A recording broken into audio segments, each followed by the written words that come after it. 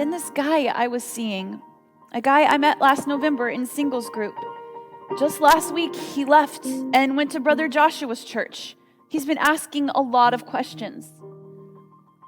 I try to defend you when he asks me about it. He says things like, well, if there's no punishment, why should we be good? And I say, we are good because we know that's right. Because if we're just being good because we're scared of getting in trouble, that's not really being good. And then he says, but if there's no punishment for being a sinner, isn't that a slap in the face to those who are good? But then I'm like, that's not our problem, worrying about whether or not other people are getting punished. Well, I think that's a pretty good answer. And then the guy, he asked me, what about Hitler? What about someone like him? If there's no hell, where does he go? That's a real question. I'm asking for an answer.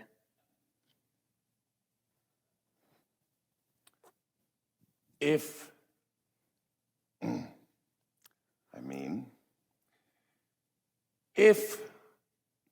all are saved through Christ, well then, so is Hitler. So must he be. Hitler is in heaven. The thief on the cross next to Jesus is in heaven. Hitler is in heaven, and everyone in between, and everyone that comes after. See, now that's hard to swallow, I think. If there is no hell, can't he just go nowhere? Well, then you have to figure out where that line is. How do you draw that line? But according to you, it sounds like God doesn't even draw lines. No, I don't think he does. So what you're basically saying is that if someone were to murder my son, Yes. And then the murderer dies, Yes. then both my son and the murderer would be in heaven together. And me too, when I die, all three of us together like a big happy family. Yes. Yeah. Think about it. Wouldn't that be heaven? No. A place where all that was awful on earth is gone? All the wrongs that one has done washed away? Isn't that heaven? Wouldn't you want that too for yourself? No matter what you've done, washed away. I can't imagine it, that heaven. And if I can't imagine it, I can't believe it. And if I can't believe it, then that makes me feel lonely and scared. But why? Why what? I don't understand. And please don't take this the wrong way. But I don't understand why heaven should be so imaginable. I think I'd be pretty disappointed if heaven were something that I could imagine, because what I can imagine is pretty dull. It's pretty imaginable.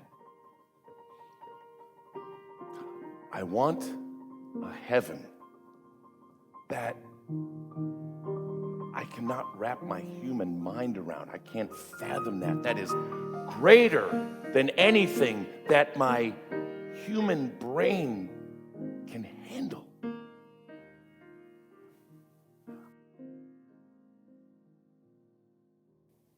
At the pearly gates, St. Peter greeted a minister and a congressman. And then he gave them their room assignments. Pastor, here are the keys to one of our nicest efficiency units. And for you, Mr. Congressman, the keys to our finest penthouse suite. The minister was taken aback. This is unfair. I've done so much to get here, he cried. Listen, St. Peter said, ministers are a dime a dozen up here. But this is the first congressman we've ever seen.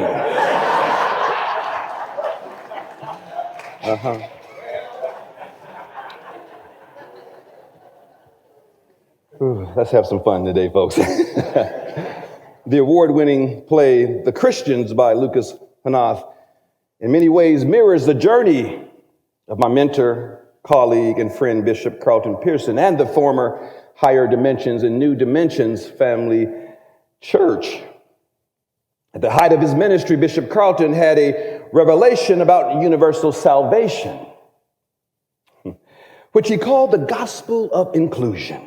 The revelation itself was actually of sound biblical doctrine, if one would dare to embrace the scriptures that actually support the concept. His argument was on Christ's finished work of reconciliation that redeemed all of creation, as found in the New Testament passages, 1 Corinthians 15:22, for as in Adam all die, so also in Christ shall all be made alive. And Colossians 1:19 and 20, for in Christ all the fullness of God was pleased to dwell, and through him to reconcile to himself all things, whether on earth or in heaven, making peace by the blood of his cross. Now, there are several other passages that also support the doctrine of universal salvation, and yet others, scriptures that point to alternative views relating to salvation and eschatology. Now, this huge shift in Carlton's theology would end up costing him everything. His reputation when friends and associates started to shun him, the church building when an exodus followed, and even the remnants of the church became outcast in the community. Unbeknownst to him, at first, in his process of trying to reconcile the concept of divine justice with that of divine love and mercy, and declaring that everyone was saved, he became a universalist. In the context of universalism, the concept of a common destiny refers to the belief that all human beings are interconnected and share a collective future. Theistic religions like Christianity and Islam incorporate concepts of judgment, rewards, and punishments like purgatory, while Judaism emphasizes present life ethical obligations, and Hinduism stresses the cyclical nature of existence and the pursuit of liberation. Buddhism, on the other hand, focuses on breaking free from the cycle of rebirth, reincarnation, through enlightenment. In contrast, atheists and humanist perspectives reject the idea of an afterlife and instead prioritize finding fulfillment and meaning in this present life. These perspectives place a strong emphasis on ethical responsibility and tangible aspects of human existence. And even though atheists and humanists might not share the perspectives of the diverse religious expressions, they are still affected by them as they constantly come in contact with people who adhere to these beliefs. It's ironic, the ones who talk most about heaven are the very ones raising all the hell. These are the ones who vote and pass unjust laws. Y'all know what I'm talking about, but I digress. In Unitarian Universalism, we don't have to believe alike to be in community, and we are free to explore and search for truth wherever it can be found. Here, all philosophies and belief systems are evaluated on their own merit. I heard the congregants say there's a spirit of something special here. And indeed, we emphasize the fundamental unity and equality of all people and promote a sense of shared responsibility and concern for the well-being of humanity as a whole. If that coincides with what you believe, then congratulations, you are a universalist. And I'd like to say you're pretty woke at that. That is a compliment, Governor DeSantis. But in essence, I'm not going to mess with y'all. But in essence, Unitarian Universalism posits that we all come from one source and that we all return to that source. The details are left up to us to figure out. A Zen monk and teacher, Shanryu Suzuki, came up with an excellent illustration of this concept when he visited Yosemite National Park and observed a 1,300-foot waterfall. Their free-flowing river, which he viewed as a living entity all of itself, would suddenly run out of the riverbed and find itself in the state of free fall, where it becomes separated into millions of individual droplets and streams. Our moment of birth. Suzuki explains it's like a droplet of water separating from the river, coming into an awareness of its own individual existence. Gravity and time transport the droplets and the streams to the bottom of the mountain, a quarter of a mile below, where the droplets returned to being one with the river. Our death. Death is represented by the droplets return to the river, to the source from which they originally came. And while this is a beautiful metaphor of life and mystery, it leaves a few questions unanswered for me personally. See, we must recognize the inherent tension in our faith tradition.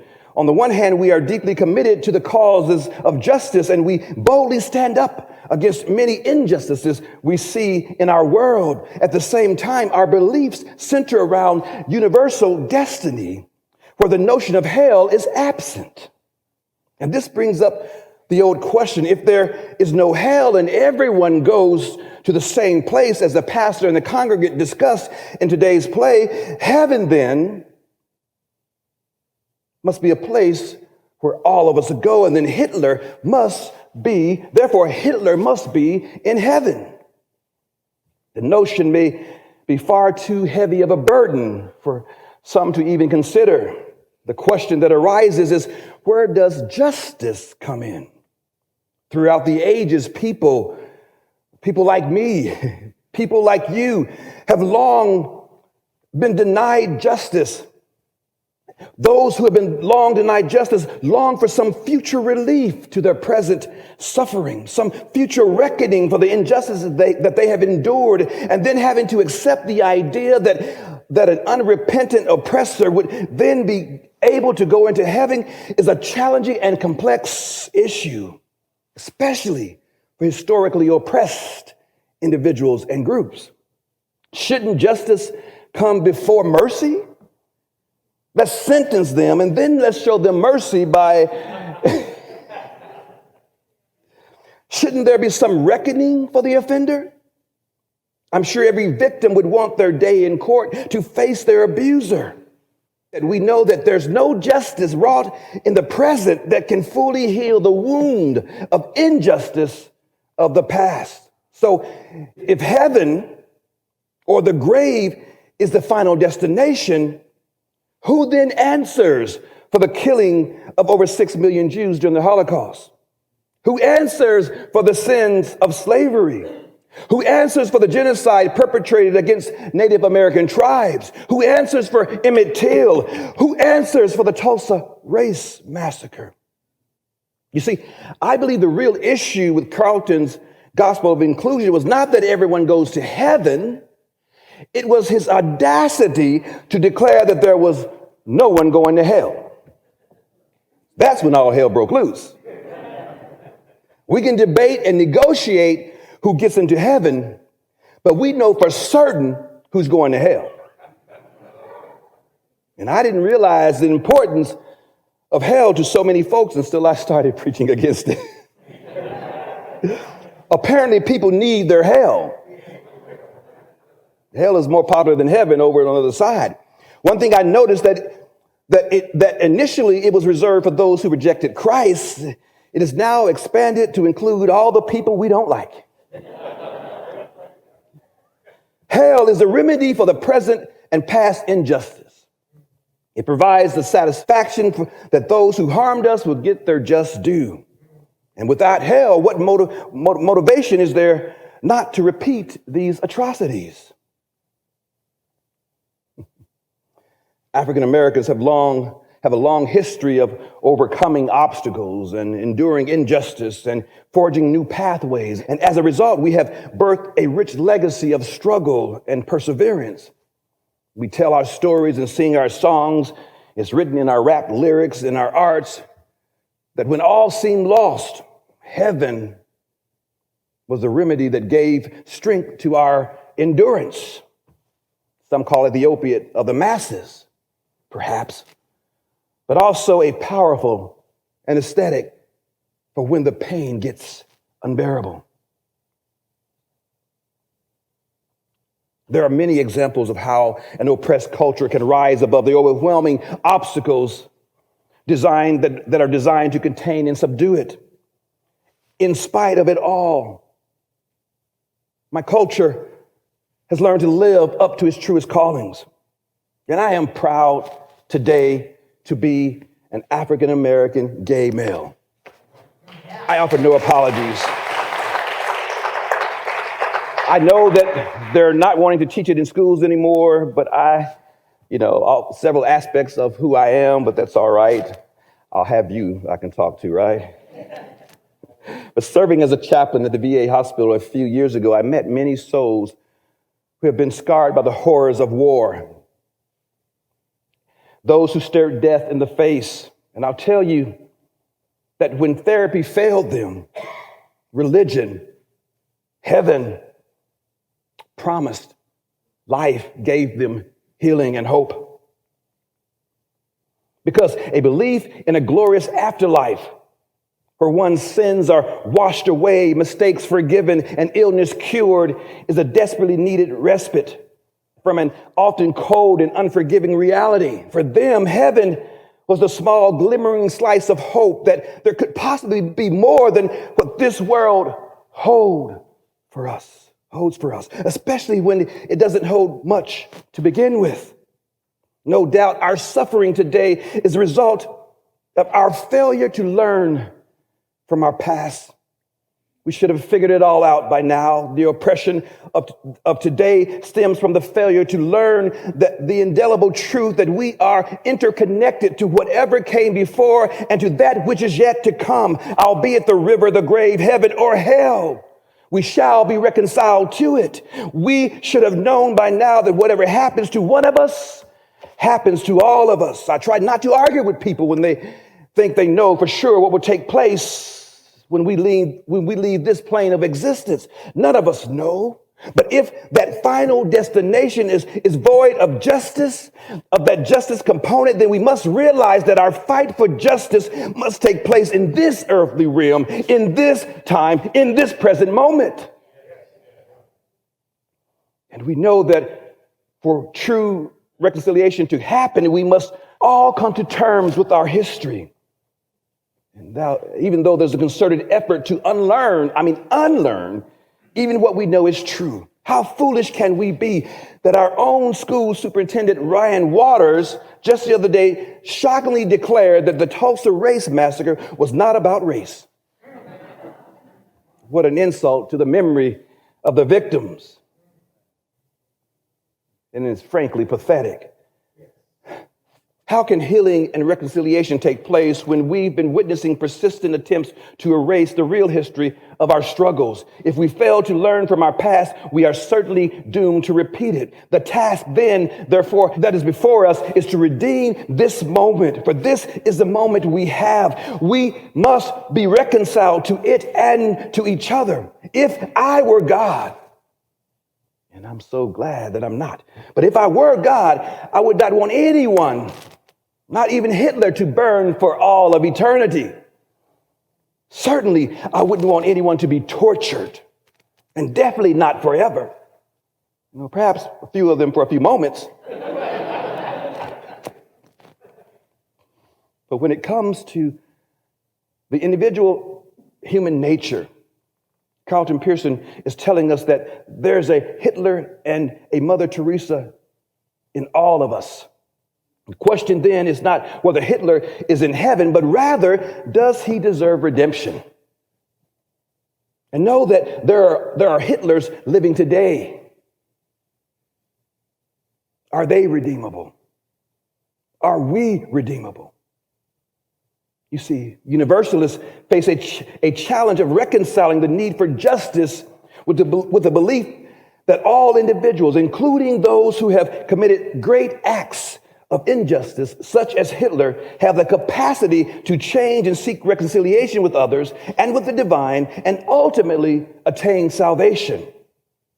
Universalism emphasizes the potential for transformation and redemption, even in the most extreme cases. Yes, the perspective implies that individuals like Hitler may have a profound reckoning with the consequences of their actions, possibly experiencing remorse and undergoing a transformative process as part of their journey. We witness this today in the lives of our family and our friends. It is important to recognize that these perspectives may not satisfy everyone's concerns or fully address the complexities of justice and universal salvation. The Bible has given us an example full of examples. Jesus commanded us to love one's enemies.